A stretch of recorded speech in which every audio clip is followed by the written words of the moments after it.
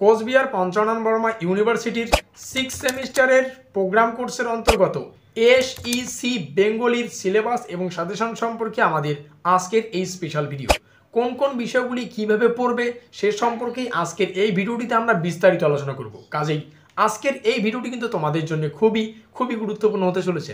তবে ভিডিওটি শুরু করার আগে তোমাদের কাছে রিকোয়েস্ট, দেখো আমরা এই চ্যানেল মারফত বিভিন্ন স্টাডি সংক্রান্ত নিউজ, স্কলারশিপ সংক্রান্ত আপডেট, এমনকি সাজেশন প্রদান করে থাকি। কাজেই খুব ভালো হবে যদি আমাদের চ্যানেলটিকে সাবস্ক্রাইব করে দিয়ে আমাদের পরিবারের সদস্য নাও।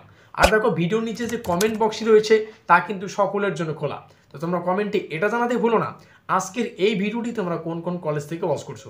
তো যাই হোক, শুরু করছি আমাদের আজকের এই স্পেশাল ভিডিওটি।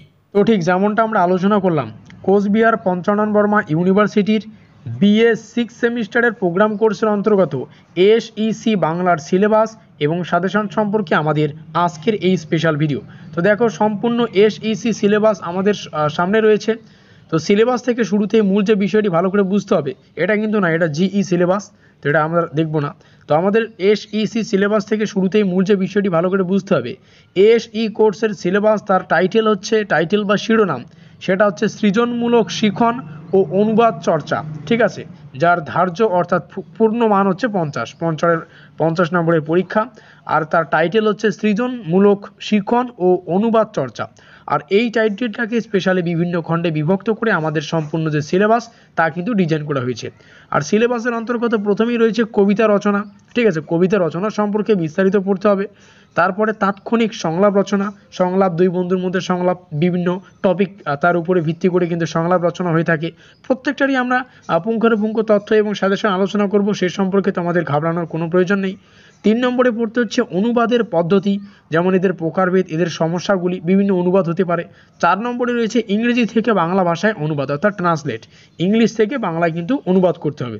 তো এই কয়েকটা বিষয় সম্পর্কে আমাদের সম্পূর্ণ যে সিলেবাস তা কিন্তু ডিজাইন করা হয়েছে। তো সিলেবাসের উপর ভিত্তি করে পরবর্তীতে আমরা কিন্তু সাজেশনমূলক ক্লাসগুলি যথারীতি আলোচনা করব। তোমাদের ঘাবড়ানোর কোনো বিষয় নেই। কোন কোন বিষয়গুলি, কোন কোন প্রশ্ন হবে, ঠিক আছে, যেমন কবিতা রচনাগুলি কিভাবে লিখতে হয়, তাৎক্ষণিক সংলাপ রচনা কিভাবে করতে হয়, প্রত্যেকটাই তোমরা জানতে পারবে। তো ভিডিওটির শেষে মূল যে বিষয়টি ভালো করে বুঝতে হবে, দেখো কমেন্ট বক্সটি সকলের জন্য খোলা, তো তোমরা কমেন্টে এটা জানাতে ভুলো না আজকের এই ভিডিওটি তোমরা কোন কোন কলেজ থেকে ওয়াচ করছো।